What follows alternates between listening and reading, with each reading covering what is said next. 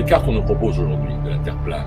Donc là, il y a la glisonne. Puis le modèle de sa jauge aux terres connues et inconnues, recouvert d'une voûte céleste, et autour duquel tournent le Soleil et la Lune. La Lune, en un mois, fait ce que le Soleil fait en un an. D'accord? Il y a la laine de la Lune et la laine du Soleil. La laine de la Lune, c'est sur un mois. La laine du Soleil, c'est sur un an. Voilà. Tu l'as, tu vois? Ouais, je l'ai, c'est celle-là. Betelgeuse, la géante rouge de la constellation d'Orion. L'astronaute, quand il sort de l'or pour faire des réparations sur l'ISS, on voit jamais la Lune. La conjonction entre Vénus et Jupiter. Vénus à droite et Jupiter à gauche. On observe bien une forme d'étoile asymétrique. Ouais. Et bien claire sur cette image.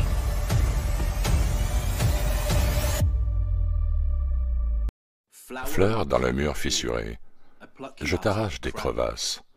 Je te tiens là, racine et le reste, dans ma main, petite fleur. Mais si je pouvais comprendre tout ce que tu es, racine, tige et floraison, je connaîtrais Dieu et l'homme.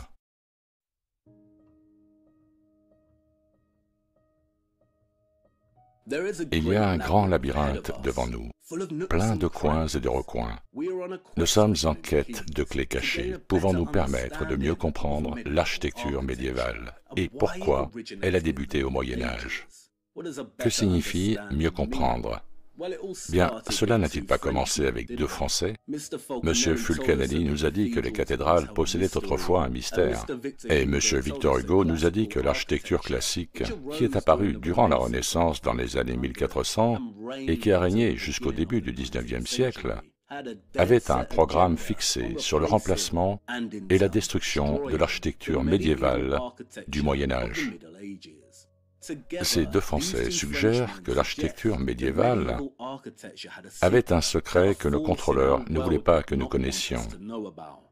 Nous allons donc tester cette suggestion. Y a-t-il un secret perdu? Se pourrait-il que Fulcanelli ait raison? Les cathédrales possèdent-elles réellement un grand mystère? Bien, je peux vous le dire tout de suite, Fulcanelli n'a pas raison. Il n'y a pas de secret perdu, et les cathédrales ne possèdent pas de mystère, non. Elles en possèdent plusieurs. Exactement, les mystères des cathédrales, au pluriel. Vous connaissez l'architecture médiévale, n'est-ce pas? Bien sûr que vous la connaissez. Si nous jouions à un jeu d'association d'idées sur le mot médiéval, vous diriez chevalier à cheval, dragon, château, douve, roi. Et si je choisissais le mot gothique, je parie que vous crieriez ténèbres, fantômes, cimetières, monstres, mauvais maquillage. Et si je choisissais cathédrale, vous crieriez peut-être gargouille, flèche, Dieu, cloche, prière, cœur, sacré. Vous voyez, le troisième produit de meilleurs résultats. Mais si vous combinez les deux comme cathédrale gothique, qu'est-ce qu'il vous reste? Une ombre ténébreuse au-dessus d'une structure divinement inspirée, un stéréotype quelque peu problématique et déroutant, qui a une longue formulation historique, que je qualifierais de délibérée. Vous connaissez l'architecture gothique médiévale. Je sais que vous la connaissez. Ils ont imposé ces géométries de pierre dans notre imaginaire collectif il y a bien longtemps. Elles hantent les landes brumeuses de Wuthering Heights et Jane Eyre. Elles ont donné naissance à des monstres tels que Frankenstein et Dracula. Elles ont invoqué les esprits dans La Femme en noir et Le Tour de Vis. Leurs chambres abritent des portraits diaboliques comme ceux de Dorian Gray. Elles peuplent de fantastiques royaumes où dragons, hommes, elfes, orques et sorciers se disputent des anneaux magiques. Elles sont formées dans la même pierre que celle qui enserre l'épée d'Arthur. Le style architectural médiéval excite l'imagination comme aucun autre. Et toutes les cathédrales, les monastères, les abbayes, les églises. Si vous vivez en Europe, alors vous n'avez pas à chercher bien loin avant d'en repérer une. Et c'est spécifiquement vrai si vous vivez dans un pays comme l'Angleterre. Je ne pense pas que vous puissiez faire 16 km dans un tel pays sans en voir une à l'horizon. Les flèches et les tours percent les cieux meurtris par le crépuscule, comme l'épée rouillée des rois merciens déchus. Dans des villes comme Lincoln, Lichfield, York, Wells, Gloucester, Peterborough, les cathédrales tentent et balisent l'imagination d'une personne. « Viens avec moi », disent-elles. Retour dans les ruelles brumeuses du temps perdu, à une époque où l'Angleterre ne faisait pas partie d'un royaume brisé, mais d'un tout autre monde. Mais saviez-vous qu'en dépit de leur réputation stéréotypée, donnant dans le macabre et le mystérieux, beaucoup avaient leur intérieur peint? Je ne mens pas. Certaines œuvres gothiques ravivées au XIXe siècle rendent hommage au style de peinture du passé. De nombreux intérieurs de ces structures divines étaient des kaléidoscopes de couleurs étincelantes. Et si vous avez un œil exercé, vous pouvez encore aujourd'hui voir des restes de ces peintures dans un grand nombre d'entre elles. Quelquefois, c'est plus évident.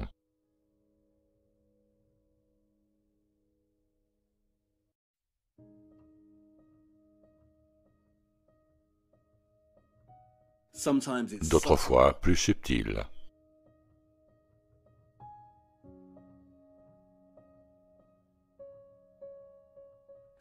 D'autres fois encore, presque invisible, presque estompé au-delà de toute reconnaissance.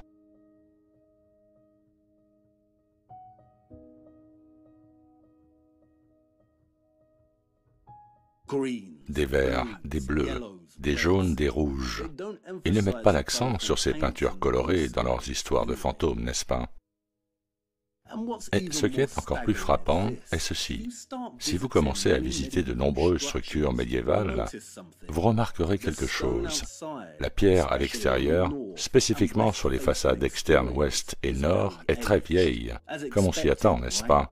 Si le monastère est vieux de 700 ans, on s'attend au passage du temps et à son empreinte, surtout les endroits peu exposés au soleil. Mais si vous vous aventurez à l'intérieur, vous verrez que les piliers, les colonnes, etc., n'ont pas du tout vieilli autant. Pourquoi? Car elles n'ont pas été exposées aux éléments, au temps qu'il fait dehors. Alors pourquoi la plupart des peintures ont disparu? Pas à cause du temps, non, à cause de l'homme qui les a effacées. Mais pourquoi? Ces peintures auraient-elles pu nous raconter une certaine histoire, une histoire différente, peut-être? Et qui les a peintes? Bien, c'est évident, n'est-ce pas? Des artisans, le boucher, le boulanger, le fabricant de chandeliers, le tanneur, le peintre, le cordonnier, l'apothicaire, le charpentier, le fabricant de tissus, le maçon.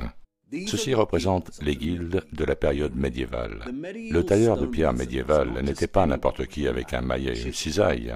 Ils étaient des artisans hautement qualifiés, à la fois architectes, ingénieurs, bâtisseurs, artistes et visionnaires, avec une audace et un courage sans pareil. Le système des tailleurs de pierre médiévaux consistait en une hiérarchie de 3 classes: apprentis, compagnons de route et maîtres maçons. Les maîtres maçons supervisaient une légion de différents artisans, tous travaillant à l'unisson à la réalisation de différents aspects de ces magnifiques structures. Et dans votre chasse aux patchs de peintures estompées, vous pourriez tomber sur quelque chose d'autre, tout aussi extraordinaire: la signature des maçons sur la pierre. Elles sont habituellement représentées en petites formes géométriques, chaque forme indiquant la marque spécifique d'un maçon. Ce qui veut dire qu'un maçon en particulier a sculpté ce bloc en particulier. Je n'apprécie rien de plus que de chercher à les repérer. De temps en temps, celles-ci sont présentées sur site ouvertement en tant que signature des maçons impliqués. Mais la plupart du temps, vous devez les chercher vous-même. Il s'agit de ralentir et de commencer à regarder de plus près. Parfois, de loin, une arche n'est qu'une arche. Mais si vous regardez vraiment, vous pouvez voir des traces du processus de travail. Des pierres numérotées individuellement indiquaient leur emplacement précis dans l'arche, les coins et les recoins d'une vraie maçonnerie. Le monastère de Southwell est l'une de mes structures médiévales favorites d'entre toutes, et elle détient l'un des trésors les plus incroyables au monde. Sa salle capitulaire octogonale. Si vous le pouvez, alors n'attendez pas, allez le vérifier par vous-même. Les feuilles de Southwell, le travail sur pierre le plus raffiné de toute l'Angleterre. Ce n'est pas simplement une sculpture naturaliste, c'est une révérence pleine de secrets au sein d'une vaste forêt de pierre. Les feuilles, les fruits, les fleurs, accompagnés de meutes de chiens se chamaillant, des oiseaux perchés, et pas de simples feuilles, mais des boutons d'or, des feuilles d'érable, d'absinthe, de vigne, de chêne, d'aubépine, de lierre, une rose, fleur dans le mur fissuré. Regardez les sublimes arches et capitoles. Chaque élément de pierre est un seul bloc, et les maçons ont sculpté ces feuilles à partir de celui-ci, en évidant d'une certaine manière l'espace arrière. Regardez le plafond constellé et sa pièce centrale. Et à chaque fois que l'on vient, on découvre quelque chose de nouveau. C'est plein de surprises cachées. Par exemple, ce chapiteau a un secret. Vous devez vous asseoir et lever le regard pour le repérer. Qu'y a-t-il au-dessus, derrière les feuilles, dans ce chapiteau? Deux petits cochons de pierre qui se cachent et broutent. Et ce n'est pas juste Southwell. Une attention aux détails naturalistes se retrouve dans tout le travail de pierre médiévale et gothique. On le voit même honoré dans les œuvres de Renaissance. Regardez, des papillons posés sur une feuille, des abeilles bourdonnant et des perroquets faisant leur nid dans le feuillage. Il y a toujours une surprise qui attend d'être découverte. Vous voyez cette petite pépite de pierre ici? C'est une petite souris. Et que nous dit cette révérence au monde de la nature? Cela confirme-t-il l'affirmation de Francis et Joseph Giles, selon laquelle, bien que saint Augustin pensait pouvoir mieux percevoir directement Dieu à travers la foi, la plupart des penseurs médiévaux suivaient une tradition alternative, celle de Boès, qui pensait que la connaissance de Dieu pouvait s'obtenir par l'observation de la beauté et de l'ordre de l'univers. Comme l'a écrit Boès, les hommes de raison cherchaient l'origine des choses. Pourquoi les vents soupirants ont contrarié les océans? Quel esprit transforme le monde stable? Et pourquoi le soleil se lève à l'est pour retomber sous l'océan à l'ouest? Qu'est-ce qui tempère les douces heures du printemps? Qu'est-ce qui fait que l'automne fertile déborde de raisins éclatés dans une bonne année? Il s'agissait des causes secrètes de la nature. Se pourrait-il que ce soit vrai? Les Européens médiévaux croyaient-ils vraiment que le meilleur moyen de percevoir Dieu se trouve dans la contemplation de la nature? Là où le vent secoue une feuille, il y a Dieu. Dans le bruit que fait le ruisseau en dévalant des affleurements rocheux, il y a Dieu, les causes secrètes de la nature. Et puis il y a le mystère de l'homme vert, la représentation d'un homme anonyme dont le visage est soit issu de la feuille elle-même ou inextricablement lié à celle-ci, se retrouve partout dans l'architecture médiévale, habituellement placé à un endroit peu évident à voir. Il est le « Où est Charlie » de l'architecture médiévale, et vous pouvez vous amuser de site en site à essayer de le repérer. Mais que représente-t-il? Un dieu païen? Un esprit des bois? Un démon? Le voilà à Southwell avec des feuilles sortant de sa bouche. Il y a beaucoup d'hommes verts à découvrir dans cette salle capitulaire. Est-il un démon païen, ou peut-être un rappel, comme Nigel Coates le dit, du lien élémentaire entre l'homme et la nature? Nous sommes issus de la terre et nous y retournons. Ou comme Tennyson dit sur sa petite fleur, « Si je pouvais comprendre tout ce que tu es, racines, tiges et floraisons, je connaîtrais Dieu et l'homme. » Les causes secrètes de la nature. Ils ne vous montrent pas ces sculptures naturalistes dans les films d'horreur, n'est-ce pas? Et saviez-vous que beaucoup, pas toutes, mais beaucoup de cathédrales, de monastères, d'abbayes, d'églises sont alignés de façon cardinale, surtout en Angleterre. Le chœur est habituellement aligné vers l'est et la nef vers l'ouest. Mais pourquoi? Peut-être qu'un sceptique dirait que c'est parce que la chrétienté cache son culte du soleil. Mais se pourrait-il qu'il y ait une autre raison? Pourquoi une vaste majorité de ces structures sont alignées de la sorte? Si vous vous perdez alors que vous parcourez la campagne européenne, que vous avez oublié votre boussole, si vous tombez sur une ancienne église, vous pourrez en fait être chanceux. Les coins et les recoins, les secrets et les mystères, nous les cherchons. Il y a un grand labyrinthe devant nous. Donc de quoi s'agit-il? je vais essayer de raconter l'histoire du gothique, avec une attention particulière sur le Royaume-Uni et l'Europe par extension. Mais en fait, non, ça ne le fait pas. Gothique n'est pas le mot juste. L'architecture gothique émergea au XIIe siècle et se termina au XVIe siècle. Notre enquête transcende cette période. Je vais aussi explorer ce qui existait avant. Ok, que dites-vous de ceci? Je vais essayer de raconter l'histoire de l'architecture médiévale et du Moyen-Âge avec un prisme sur l'Europe. C'est mieux, mais pas assez précis. Comme vous allez le voir, l'architecture médiévale transcende le Moyen-Âge. Nous nous intéressons également à la fois à l'Antiquité, la période précédant le Moyen-Âge, et la modernité, la période lui succédant. Et bien que je mettrai l'accent sur l'Europe, cela ne signifie pas que des espaces géographiques ou nations en dehors de ces frontières n'ont pas d'importance, ni que je me priverai de les étudier ou de m'en inspirer pour alimenter mon propos. Cela veut dire que je n'ai pas l'expérience ou la compétence pour développer un véritable propos en faveur de l'architecture en dehors de l'Europe. Pourquoi? Parce que je ne peux pas y aller et explorer de première main. Quand j'aborderai des espaces hors de l'Europe, je le ferai de manière académique. Par exemple, la littérature historique, les arts, la photographie, etc. Ah, la complexité est terriblement difficile à résumer. Je pense que je l'ai mieux exprimé au début. Ces deux Français suggèrent que l'architecture médiévale avait un secret que nos contrôleurs ne voulaient pas que nous connaissions. Donc, nous allons tester cette suggestion. Beaucoup mieux. J'espère que ce que nous allons découvrir nous éclairera sur d'autres sujets, dont deux que je vais vous présenter maintenant. Le premier est une certaine théorie qui circule depuis un certain temps maintenant. En avez-vous entendu parler qu'il y a eu une inondation de boue ou un cataclysme qui a eu lieu à un moment donné entre le XVIIe et le XIXe siècle, qui a anéanti une civilisation antérieure, qui a construit toutes les structures étonnantes du passé. Et pas seulement ça, aussi que beaucoup de ces structures ont été construites à l'origine comme une technologie permettant de générer de l'énergie. Le deuxième est le travail d'Anatoly Fomenko. Beaucoup ne réalisent pas que le travail de Fomenko était en fait l'influence centrale dans la conception de la théorie du déluge de boue et de la réinitialisation. Nous explorerons dans le détail Fomenko plus tard.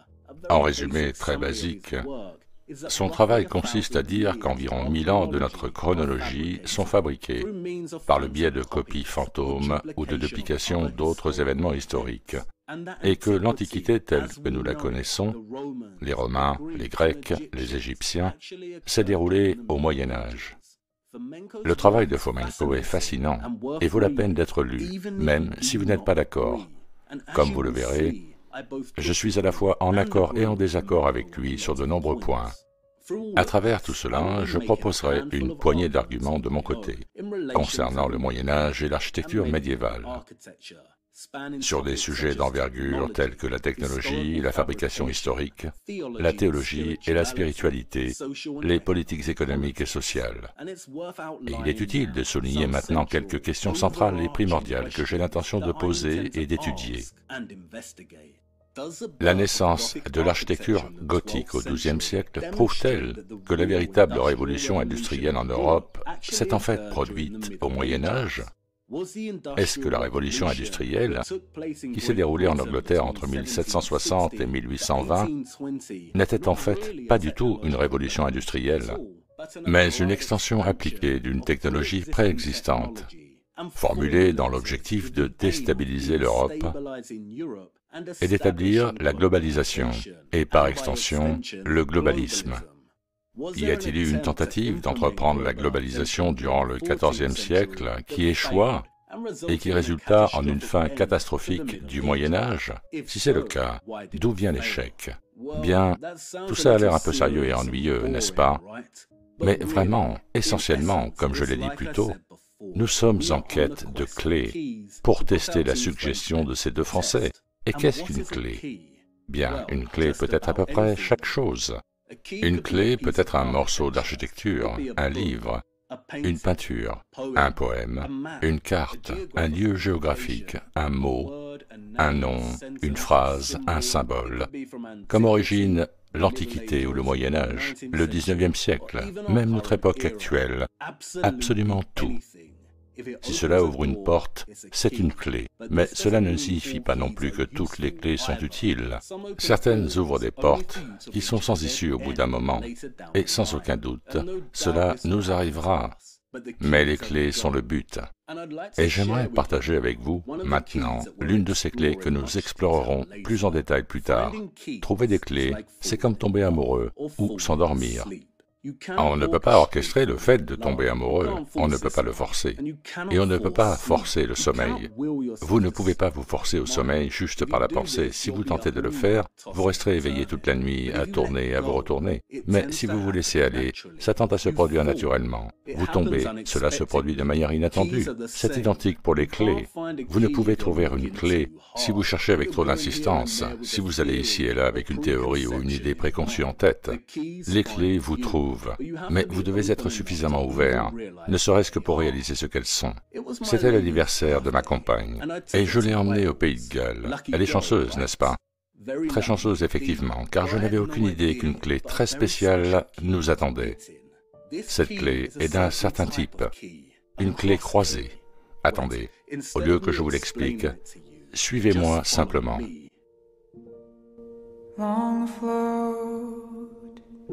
On shipless oceans, I did all my best to smile,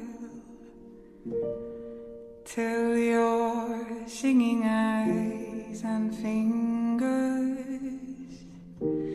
drew me loving to your isle, and you sang. Sail to me, let me enfold you. Here I am,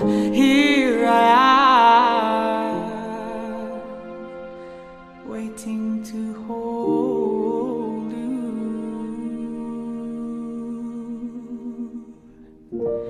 Did I dream you dreamed about me? Were you here when I was forced out? Now my foolish boat is leading, broken love alone on your rocks. For you sing, touch me not, touch me not.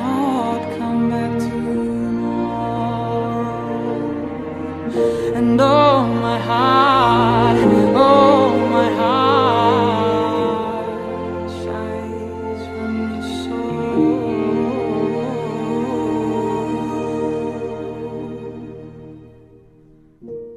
Well, I'm as puzzled as a newborn child, I'm as riddled as the tide.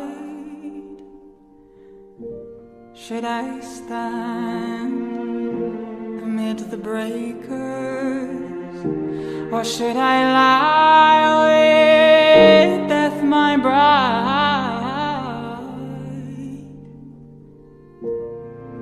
Hear me sing, swim to me, let me enfold you. Here I am,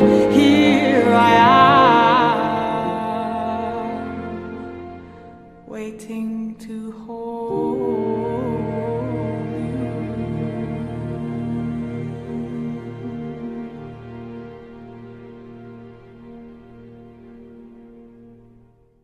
you. Savez-vous ce que c'est? Ce sont les eaux vives, s'écoulant dans un puits sacré de Galles. C'est une source qui vient des profondeurs de la terre. Et regardez, elle bouillonne magnifiquement à l'intérieur de cette structure gothique, comme les étincelles d'une étoile avant d'arriver dans cette retenue. Les eaux vives. Il est dit qu'en 1189, Richard Ier est venu sur ce site prier pour le succès de sa croisade. Un site de pèlerinage pendant presque 1000 ans, d'histoire connue. Le puits sacré est un puits qui attire. La source produit une eau de guérison miraculeuse, dont les témoignages, selon Paul Burns, remontent au début de la période médiévale. Les eaux vives, provenant des profondeurs de la terre. Et regardez au-dessus de la source, regardez cette structure. Ces sources particulières sont très répandues au Royaume-Uni, la plupart aujourd'hui oubliées et hors de vue. Mais pas toutes. Dans une région nommée le Derbyshire, ils pratiquent toujours le rituel chrétien de l'habillage des puits, qui date du Moyen-Âge. Et à nouveau, il est dit que les eaux de cette source produisent des guérisons miraculeuses. Le site de ce puits sacré a aujourd'hui mis du chlore dans l'eau de sa source. Quelle immense honte! Une clé croisée, cela ouvre 2 portes. Quelles portes? Bien, premièrement, nous avons la preuve de la présence d'eau vive dans une structure gothique. Et quoi d'autre? La boue. Regardez un peu plus près et réinitialisez votre esprit. Que se passe-t-il si j'élève le sol ici? Que nous reste-t-il? Un chemin herbeux menant à une église et à une petite chapelle. Qu'y a-t-il sous vos pieds? Le déluge de boue en tant que cataclysme mondial isolé est une théorie très faible. Et dans Stolen History Reality Check, Thomas Christian Leibel vous taquine quand il se demande si le déluge de boue pourrait ne pas avoir été un événement isolé, mais quelque chose qui s'est produit plusieurs fois dans notre histoire. Et quelle excellente question! Il n'y a pas eu de déluge de boue au Royaume-Uni, mais quelque chose s'est certainement produit, plusieurs fois, au cours des derniers siècles. Regardez encore, élevez le sol. Avez-vous déjà envisagé la pose d'un ponceau? Un ponceau est une structure artificielle qui permet à l'eau de franchir un obstacle. En substance, c'est une voie d'eau souterraine, un égout. Il y en a de toutes les tailles. Elles peuvent être utilisées pour rediriger l'eau, pour les égouts, voire pour le transport, et cela existe depuis des siècles. Il faut déplacer beaucoup de terre pour construire des ponceaux. Quand on les trouve sous les routes, ils sont généralement vides. Qui a construit les routes? Dans les rivières perdues de Londres, Nicholas Barton nous dit « Il existe inconnu de la plupart des Londoniens tout un système de rivières souterraines sous les rues aussi complexes et mystérieuses que celles qui se déversent de grotte en grotte au cœur des Pyrénées. » Il n'y a pas eu de déluge de boue au Royaume-Uni. Non. Il y eut un enterrement, peut-être plusieurs enterrements, depuis la Renaissance, commençant avec la suppression du médiéval. Le sol est toujours surélevé autour de ces structures médiévales. Un déluge de boue ne serait pas aussi sélectif. Mais quelquefois, comme avec le puits sacré, le sol n'est pas surélevé pour recouvrir toute la base de la structure, et il y a des indices. Voyez ici, qu'y a-t-il à l'intérieur? Une crypte, ou peut-être quelque chose d'autre. Existait-il une guilde perdue? Qui étaient les cisterciens? Étaient-ils vraiment des moines? Rivaux, Tintern, Buildwas, Furness, Fountains, les abbayes cisterciennes. Qui les a dissoutes? Qui les a détruites et enterrées? Les eaux vives, les causes secrètes de la nature, enterrées il y a longtemps et maintenues cachées, même dans un endroit comme Londres. Uwe Fanborg le dit merveilleusement bien. À nos pieds, elles sont couchées, les petites rivières souterraines fermentées de Londres. Effra, Graveney, Falcon, Quaggy, Wandle, Walbrook, Tyburn, Fleet, dont les noms sont défigurés, effilochés, effacés. Ce sont les Magog qui ont rongé la journée jusqu'au bassin dans lequel Londres se niche. Ce sont les courants qui ont ciselé la ville, qui ont lavé les vêtements et fait tourner les moulins, où les enfants ont bu et les saumons ont nagé, et où les puits étaient sacrés. Elles ont été enfouies, mises en boîte, comme l'assistante du magicien, enterrées vivantes dans la terre, oubliées comme les morts. Mises en boîte, oubliées comme les morts, enterrées comme les morts. Où enterre-t-on les morts?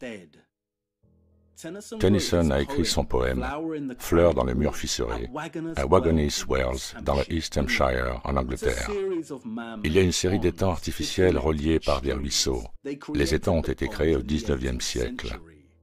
Il y a tellement d'exemples de ce genre partout dans le pays. Vous voyez, tous ces cours d'eau et ruisseaux provenant de la source devaient aller quelque part. On ne peut pas juste les arrêter, ils doivent être redirigés, pompés, transformés en fontaines et contrôlés. La création de nombreuses demeures seigneuriales anglaises au XVIIIe siècle sert d'exemple du détournement, de la transformation et de la révision du système hydraulique médiéval. Quand on parle du Moyen-Âge, beaucoup de choses nous ramènent à l'eau. Avez-vous déjà vu ce plan médiéval de la cathédrale de Canterbury? Pouvez-vous voir les lignes jaunes, vertes et rouges? Savez-vous ce qu'elles sont? C'est un système hydraulique pour les fonds baptismaux. Il traverse toute la structure. J'ai trouvé de nombreux indices qui en attestent et qui soulignent la communion naturelle entre l'architecture médiévale et les eaux vives. Mais seulement en Europe, et d'abord au Royaume-Uni. Comme je l'ai dit, je n'ai pas l'expérience du reste du monde. Mais quelle proposition incroyable! Imaginez que les personnes du monde entier puissent partir à la chasse au trésor dans leur propre pays, région ou ville, pour étudier la présence potentielle d'anciens cours d'eau et de sources, pour examiner s'ils interagissent avec leur propre histoire médiévale et architecturale, et s'ils ont été mis en boîte comme l'assistant d'un magicien. Les coins et les recoins, les mystères du passé. Le labyrinthe nous attend. Mais vous hésitez, n'est-ce pas? Personne ne sait ce qu'y pénétrer veut dire.